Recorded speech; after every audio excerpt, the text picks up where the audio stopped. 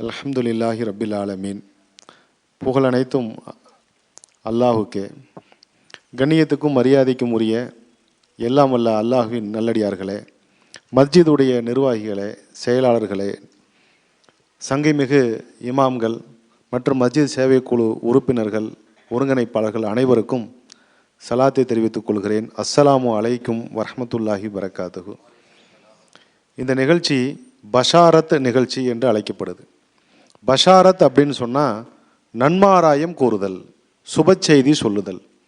இதை பற்றி அல்லாஹ் சுப்ஹானஹு தஆலா திருமறையில் பல வசனங்களில் ஒரு வசனம் மட்டும் சொல்கிறேன்.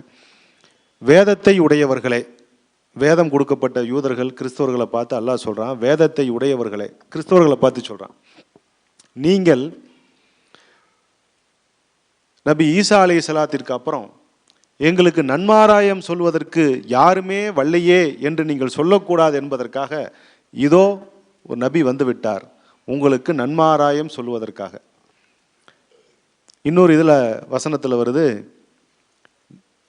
நல்லோர்களுக்கு நன்மாராயம் சொல்வதற்கும் தீயோர்களை அச்சமூட்டி எச்சரிக்கை செய்வதற்காக அன்றி வேறு எதற்கும் நபிமார்கள் வரவில்லை. அப்போ நபிமார்களுடைய வருகையின் நோக்கமே என்னவா இருந்திருக்குது அப்படின்னு சொன்னால், நல்லது செஞ்சால் உனக்கு சுவனம் இருக்கிறது என்று சுப செய்தி சொல்கிறதும், தவறு செய்தால் பாவம் செய்தால் உனக்கு தண்டனை இருக்கிறது என்று எச்சரிக்கை செய்வது தான் நபிமார்களுடைய பிரதான பணியாக இருந்திருக்குது. அப்போ இன்னைக்கு அந்த நன்மாராயம் பஷாரத் அதை சொல்லுவதற்குத்தான் இன்னைக்கு ஒரு கூட்டம் நடந்துட்டு இருக்குது, பஷாரத் மஜ்லிஸ். இதில் என்ன நன்மாராயம்? மஸ்ஜிது சேவை குழுவுடைய டெஃபினேஷனே நாம் என்ன சொல்கிறோம் அப்படின்னா, மஸ்ஜிதை மையமாக வைத்து மஸ்ஜிதை சுற்றி வசிக்கின்ற மக்களின் நிலைகளை அறிந்து மஸ்ஜிதுடைய நிர்வாகத்திற்கு கீழ்ப்படிந்துனா மஸ்ஜிதுடைய தலைவர் நம்முடைய மக்களுடைய தலைவர் என்ற அடிப்படையில் கீழ்ப்படிந்து திருக்குரானில் கூறப்பட்ட பெருமானார் ஸல்லல்லாஹு அலைஹி வஸல்லம் வழி காட்டப்பட்ட அந்த சேவைகளை பரிசுத்தமான எண்ணத்தோடு மஸ்ஜிதில் வச்சு செய்வது தான் நம்முடைய நோக்கம். அப்படிப்பட்ட இந்த சேவையை செய்யும்போது அல்லாஹ் திருக்குரான்லையும் நபி ஸல்லல்லாஹு அலைஹி வஸல்லம் ஹதீஸ்களிலையும் எண்ணற்ற பஷாரத்துக்கள் அப்படியே கேட்க வந்துக்கிட்டே இருக்குது. உலமாக்கள் மூலிமா கேட்டுக்கிட்டே இருக்கிறோம். இந்த வேலையை நம்ம என்ன நினச்சி ஆரம்பித்தோம்னா, ஏதோ நல்ல காரியம் அப்படின்னு சொல்லி சோசியல் சர்வீஸ் அப்படின்னு ஆரம்பித்தோம். ஆனால் உண்மை என்னென்னா, இது திருக்குரான்லேயும் ஹதீஸுகளிலையும் எண்ணற்ற விஷயங்கள் அல்லாஹ்வும் ரசூலும் போட்டி ஓட்டு சொல்லியிருக்கிறாங்க. இப்போ பார்த்தா எதை படித்தாலும் எம்எஸ்கேவாக தான் தெரியுது, எம்எஸ்கேவுடைய சேவையாக தான் தெரியுது. அந்த அளவுக்கு நிரப்பமாக இருக்கிறது. அப்போ இதை நமக்கு கற்றறிந்த அந்த உலமாக்களை நம்ம ஒவ்வொருவராக மாதந்தோறும் அழைத்து அவர்களுடைய வாயார அதை பேச வைத்து நம்ம கேட்கணுங்கிறதுக்காக கேட்குறது எல்லாத்தையும் ரெக்கார்ட் பண்ணுறது எல்லாத்தையுமே எங்களுடைய மஸ்ஜித் சேவை குழுங்கிற அந்த யூடியூப் சேனலில் பஷாரத் மஜ்லிஸ் அப்படிங்கிற ஒரு பிளேலிஸ்ட்டில் போய் போட்டு பார்த்தா தமிழ்நாட்டினுடைய சிறந்த உலமாக்கள் எல்லாரும் இதை பற்றி நிறைய சொல்லியிருக்கிறாங்க. அதை நம்ம தினசரி ஒவ்வொருத்தரும் கட்டாயம் கேட்கணும். இன்ஷா அல்லாஹ் ஒரு செயலை செய்யும்போது அதோடைய பஷாரத்தோடு தெரிஞ்சுக்கிட்டு செய்யும்போது அதில் இன்னும் ஆர்வம் அதிகமாகும் இன்ஷா அல்லாஹ். இப்போ நான் ஒரே ஒரு கேள்வி என் முன்னாடி வைக்கப்பட்டதுனால அந்த கேள்விக்கு மட்டும் பதிலை சொல்லி நான் நிறைவு செஞ்சுக்கிறேன். அது என்னென்னா, ஒன்று, நாங்கள் அதிகமாக கொடுத்து கொண்டிருந்தோம், கொஞ்சம் குறைந்து கொண்டு இருக்கிறது, அதற்கு என்ன செய்வது? நாங்கள் இன்னும் நிறையா கொடுக்கணும்னு ஆசைப்பட்றோம், அதுக்கு என்ன செய்வது? இதுக்கு உங்களுடைய கேள்வி தான். இது பல ஊர்கள்லேயும் கேட்கக்கூடிய ஒரு கேள்வி தான். இன்னும் நிறையா கொடுக்க வேண்டியிருக்குது, தேவை நிறைய இருக்குது, இன்னும் கொடுக்கணுமே, அல்லது கொடுத்துக்கிட்டு இருந்தது கொஞ்சம் குறைஞ்சிக்கிட்டு இருக்குது, என்ன பண்ணலாம் அப்படின்னு சொன்னால் அதுக்கும் அல்லாஹ் வழி சொல்கிறான். திருக்குரானில் அழகாக வழி சொல்கிறான். என்ன வழி? 2வது சூரா 271. நீங்கள் அந்த மஜ்லிஸ் முடிஞ்சதுக்கப்புறம் தயவுசெய்து இந்த ஆயத்தை நம்பரை கொஞ்சம் வாங்கிட்டு போயிருங்க. 2வது சூரா 271 அல்லாஹ் அதுக்கு ஒரு ஐடியா கொடுக்குறான். நீங்கள் தான தர்மங்களை வெளிப்படையாக செய்தால் அது நல்லதே, அது பிறரையும் ஆர்வம் ஊட்டும். நீங்கள் தான தர்மங்களை வெளிரங்கமாக செய்தால் அது நல்லது, அது பிறரை ஆர்வம் ஊட்டும்.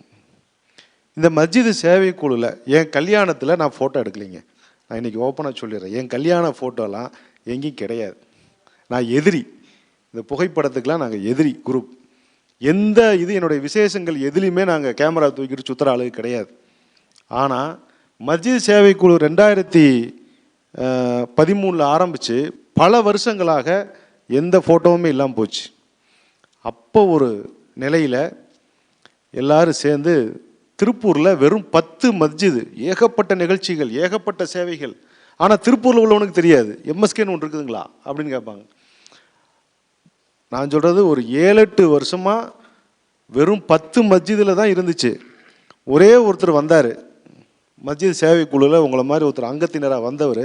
அவருக்கு இதெல்லாம் ரொம்ப ப்ராக்டிஸ், இதை எடுத்து போடுறதில்ல. எடுத்து போட ஆரம்பித்தார். கிட்டத்தட்ட ஒரு வருஷத்துலேயே 45 பள்ளிவாசல் எம்எஸ்கே வந்துருச்சு. வெறும் 30 கிட்டில் ஆரம்பித்த திருப்பூர் எம்எஸ்கே இன்னைக்கு 2500 கிட்டு கொடுத்துட்ருக்குறாங்க. அது எதனால அப்படின்னா, இப்படி ஒரு சேவை நடக்குது என்பதை வெளி உலகத்துக்கு தெரியப்படுத்துறதுனால. இது தெரியப்படுத்தினதுங்கிறதுக்கு அனுமதி அல்லாஹ் கொடுத்துருக்குறான். எந்த ஒரு பிணக்கு வந்தாலும், எந்த ஒரு சர்ச்சை வந்தாலும் முடிவு அல்லாஹ் தானே, நீங்கள் ஒன்று சொல்கிறீங்க, நான் ஒன்று சொல்கிறேன், இது சரின்னு நீங்கள் சொல்கிறீங்க, நான் தப்புன்னு சொல்கிறேன். பாப்பா 2 பேரும் அல்லாஹ்வுடைய வேதத்தை பார்ப்போம், என்ன அல்லாஹ் சொல்கிறான் கேட்டு போகலாம். அல்லாஹ் சொல்கிறான், நீங்கள் தான தர்மங்களை வெளியே தெரியும்படி செய்தால் அது நல்லதே, அது பிறரை ஆர்வமூட்டும். 2வது சூரா 271. அப்போ நாங்கள் என்ன சொன்னோம்னா, தயவு செய்து நீங்கள் மஸ்ஜிதில் இது போன்ற சேவைகள் நடைபெறுகிறது என்பதை முதல்ல வெளியில் ஒரு பெரிய போர்டாக போடுங்க.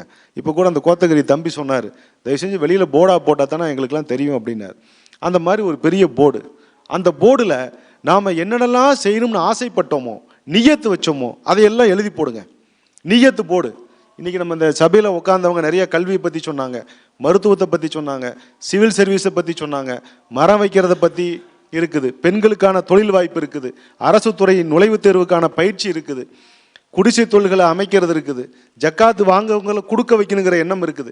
அந்த எண்ணங்களை எல்லாம் அதை நம்ம என்ன செய்யலாம், எழுத்துக்களாக எழுதி போட்டுருவோம். அந்த போர்டுக்கு பேரே நியத்து போர்டு. முதல் முறையாக என்னுடைய விசிட்டிங் கார்டில் அந்த சேவைகளை பூரா எழுதி போட்டு எல்லாருக்கும் கொடுத்துட்டு இருந்தேன்.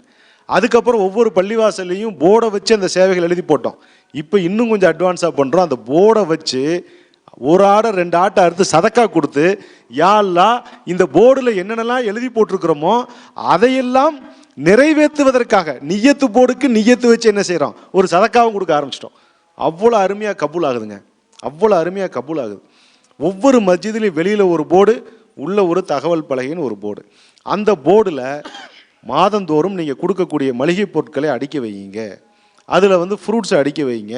அடுக்கி வச்சு ஸ்பான்சர்களுக்கு துவா செய்கிற மாதிரி ஒரு புகைப்படத்தை மட்டும் எடுங்க. அந்த ஒரு புகைப்படம் மட்டும்தான் எம்எஸ்கேல அலௌடு, வேறு எந்த புகைப்படமும் நமக்கு அனுமதி இல்லை, வேண்டாம். இப்போ அடுத்த அதே ஆயத்தில் 2வது பகுதி ரொம்ப ஆச்சரியமாக இருக்குது. ரப்பு இல்லையா, நம்மளை படைச்சவன், நமக்கு ஏற்படக்கூடிய எல்லா பிரச்சனைகளுக்கும் வழிகாட்டக்கூடிய ரப்பு ஒரே ஆயத்தில் 2 விஷயத்தை சொல்கிறான். ஃபஸ்ட்டு பார்ட்டில் நீங்கள் தான தர்மங்களை வெளிப்படையாக செய்தால் அதுவும் நல்லதே, அது பிறரை ஆர்வம் மூட்டும். அப்போ ஜும்மாவில் வச்சு கொடுக்குறோம், ஊருக்கே தெரியுது, ஃபோட்டோ எடுத்து போடுறோம், வாட்ஸ்அப்பு ஃபேஸ்புக்கில் எல்லாத்துலேயும் போகுது.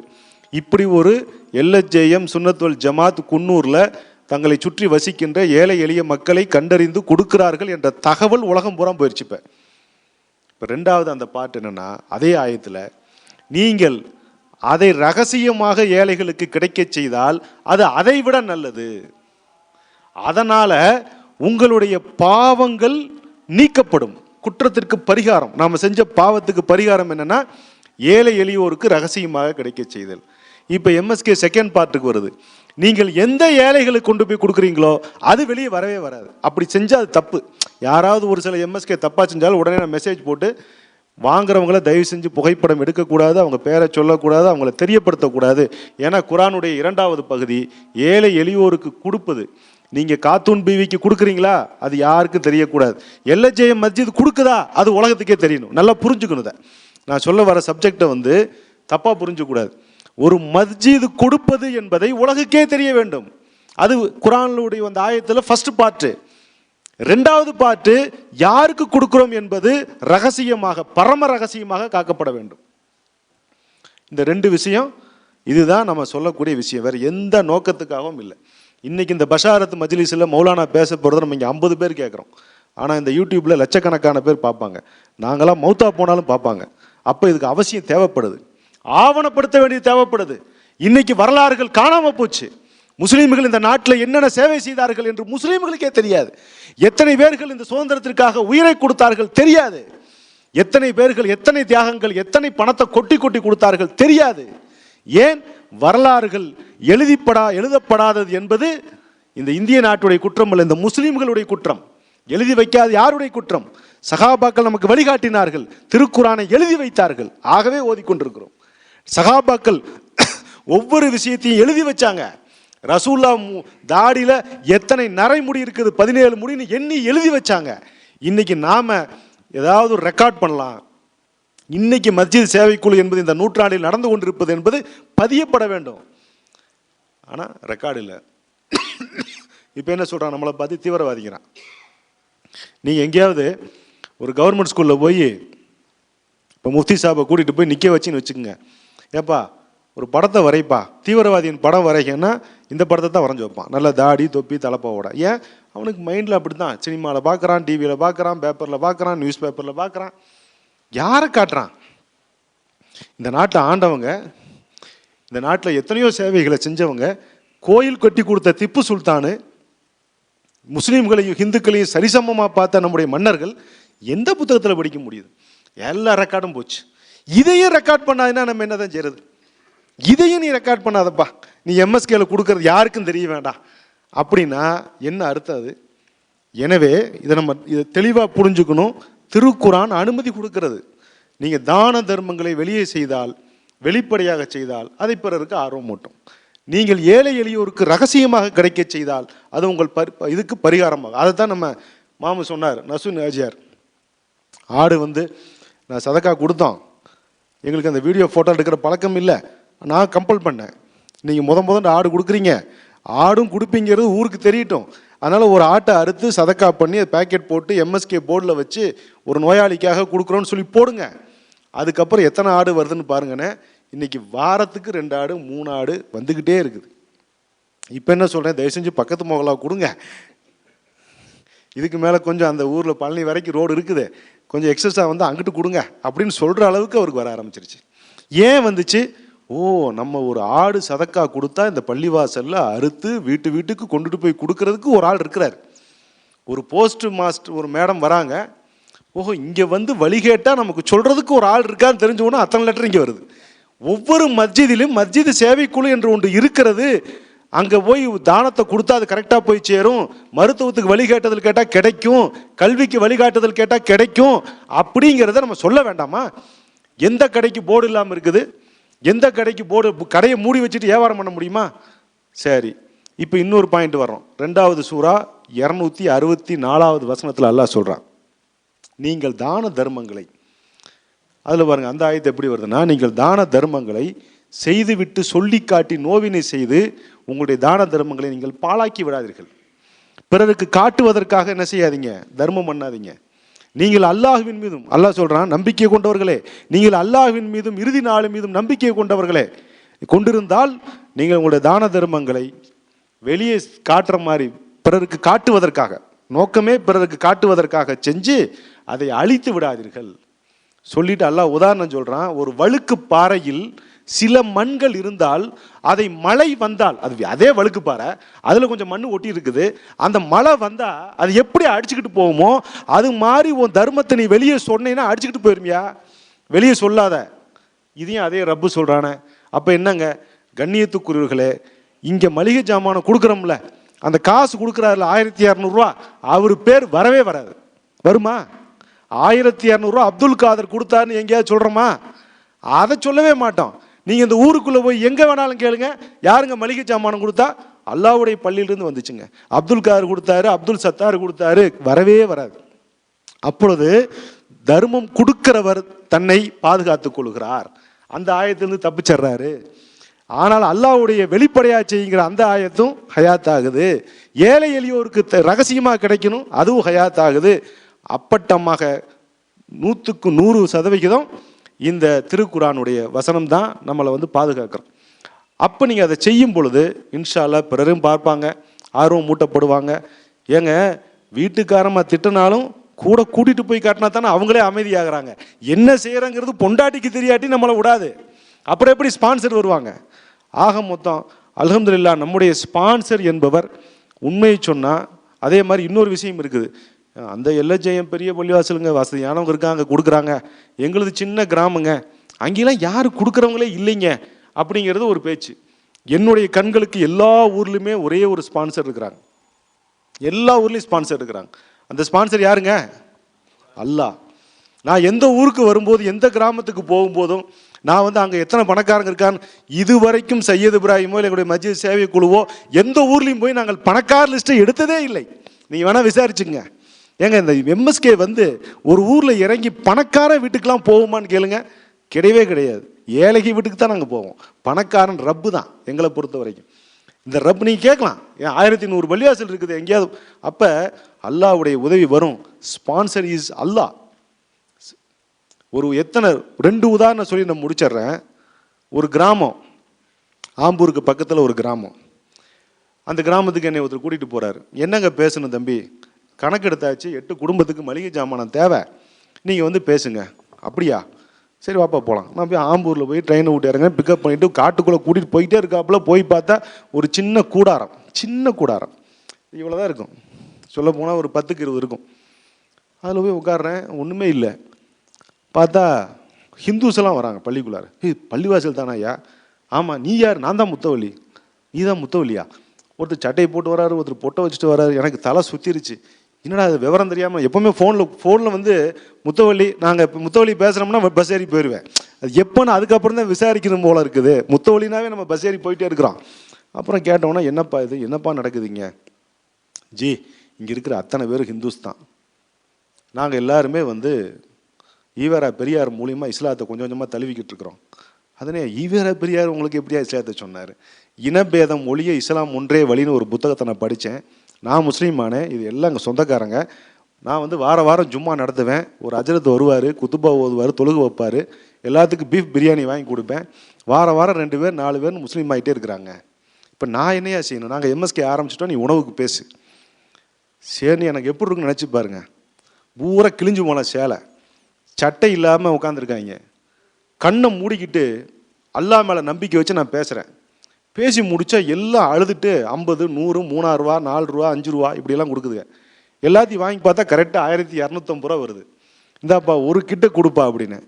உடனே நான் சொன்னேன், தம்பி எத்தனை கிட்டு? 8 கிட்டு தானே. போர்டு இருக்கானே, ஒயிட் போர்டு, ஒரு ஒயிட் போர்டு இருந்துச்சு, எம்எஸ்கே போர்டு இல்லை. நான் எம்எஸ்கே உடைய லோகோவை நான் கையார வரைஞ்சி அதில் அந்த மஸ்ஜித் சேவைக்குள்ளே நானே எழுதிட்டு கீழே எழுதி போட்டேன். இந்த பள்ளியில் 8 கிட்டு தேவைப்படுது, ஒரு கிட்டுக்கு பணம் கொடுத்தவர்களுடைய பெயர்கள் ராமசாமி, குப்புசாமின்னு வரிசை எழுதி போட்டுட்டு, தயவு செய்து இன்னும் 7 கிட்டுக்கு பணம் தேவை, கொடுத்து விடுங்கள் அப்படின்னு சொல்லி எழுதி போட்டு அந்த ஒரு கிட்டை வச்சு நம்மளே துவா செஞ்சுட்டு ஒரு ஃபோட்டோ எடுத்து ஆம்பூர் பூரா நான் குரூப்பில் போட்டு நான் பஸ் ஏறி வந்துட்டேன். அடுத்த நாள் காலையில் ஊருக்கு வரும்போது, ஹாஜியார் நீங்கள் அனுப்பிச்ச 8 கிட்டு கிடச்சிருச்சு அப்படின்னாப்புல. நான் எங்கே அனுப்பிச்சேன்? நான் இப்போ தான் வீட்டுக்குள்ளேயே நுழையிறேன், உனக்கு எப்படி 8 கிட்டு வந்துச்சு? நீங்கள் தான் சையது இப்ராஹிம் பாய் தான் கொடுத்தாங்க. நாங்கள் டேய் நல்லா கேளையா, ஆளை பிடிச்சியா? விட்டுட்டேங்க. வந்தார், இப்ராஹிம் பாய் கொடுக்க சொன்னார், ஈரோடு இப்ராஹிம் ஆச்சு இருந்தால் வச்சுக்கன்னு சொல்லி கொடுத்துட்டு போயிட்டாங்க. அதுக்கப்புறம் அடுத்த மாதம் அந்த 8 கிட்ட தூக்கிட்டு வரும்போது அந்த ஆளை கரெக்டாக கண்டுபிடிச்சா, அவர் அந்த வாட்ஸ்அப்பில் பார்த்துட்டு கரெக்டாக ஆம்பூர்லேருந்து கொண்டு வந்துட்டார் அன்றைக்கி இசாவுக்கு. இப்போ அந்த ஒரு ஃபோட்டோ, அந்த 8 குடும்பத்துக்கு உணவு கிடைச்சா அது என்ன தப்பா? அந்த ஃபோட்டோனால உணவு கிடைக்குதுன்னா எடுத்துகிட்டு போக வேண்டியதானே. நிர்பந்தங்கிற அடிப்பில் எடுங்களேன் இன்ஷா அல்லாஹ். அல்லாஹ் தூண்டுனுங்கிறான். வலாயகுலு அலா தாமில் மிஸ்கீன், அவன் ஏழைகளுக்கு உணவு கொடுக்கும்படி தூண்டவில்லை. அரைத்தல்லதி யுகதிபு பித்தீன், நபியே மறுமை நாளை பொய்ப்பிக்கின்றவனை நீர் பார்த்தீரா? மறுமை நாளை பொய்ப்பிக்கின்றானே, அவனுடைய லட்சணம் என்ன தெரியுமா? ஃபதாலிக்கல்லதி யதூல் யதீம், அவன் தான் அனாதிகளை விரட்டுவான். வலாயகுலு அலா தாமில் மிஸ்கீன், ஏழைகளுக்கு உணவு கொடுக்கும்படி தூண்ட மாட்டான். ஒரு போட்டோ தூண்டுகிறது, ஒரு பயான் தூண்டுகிறது. இதை விட கொடுமை என்ன? அவன் அற்ப பொருளையும் பிறர் கொடுத்தாலும் தடுப்பான். அப்படி ஒரு கேரக்டர் அது. அல்லாஹ் அந்த கேரக்டர் வந்து நம்மளையும் காப்பாற்றணும், எல்லாத்தையும் காப்பாற்றணும் இன்ஷா அல்லாஹ். சகோதரர்களே, ஆகவே இந்த தூண்டுதல் என்றது எந்தெந்த வகையில், ஜும்மாவில் தூண்டுங்க, நோட்டீஸில் தூண்டுங்க, போர்டில் தூண்டுங்க, ஒரு ஃபோட்டோ மூலிமா தூண்டுங்க.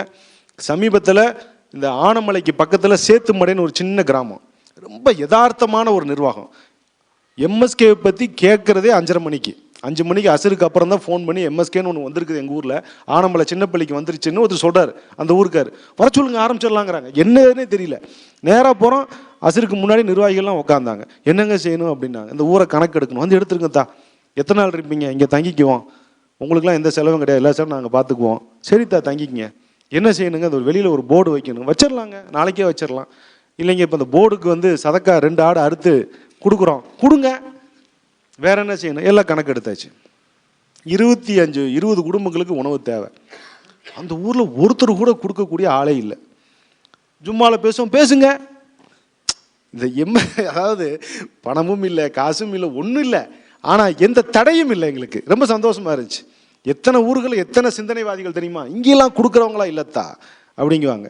அட நீ கொடுக்கலையாப்பா, கொடுக்குறவங்க இருக்கிறான், ரப்பு இருக்கிறான், இங்கே தான் இருக்கிறான், இங்கே தான் அங்கேயே ரப்பு இருக்கிறான். கடைசியில் போய் ஜும்மாவில் பேசினா உண்மையிலேயே ஒரு சஃப்பு கூட வரல. ஜும்மாவில் ஒரு சஃப்பு, அதுவும் ரொம்ப ஏழை எளிய மக்கள்.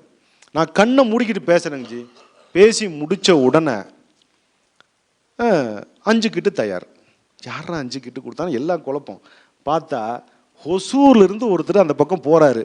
ஜும்மா தொழுகைக்காக வந்தவங்க கொடுக்குறாங்க. அதில் அவங்க 3 பேர் பார்ட்னர். அதில் 2 பேர் முஸ்லீம், ஒருத்தர் சங்கர்னு ஹிந்து. அந்த 2 பார்ட்னரும் ஃபோன் பண்ணி, ஏப்பா நாங்கள் 2 கிட்டு கொடுத்துட்டோம், உன் கணக்குலையும் வர வச்சிடலாமா, போடுங்க அப்படிங்கிறார். அவர் எங்கே இருந்துக்கிட்டோம். எனக்கு அப்படியே தூக்கி வாரி போட்ட உடனே அந்த ஜமாத்து கண்ணீர் வடித்தாங்க.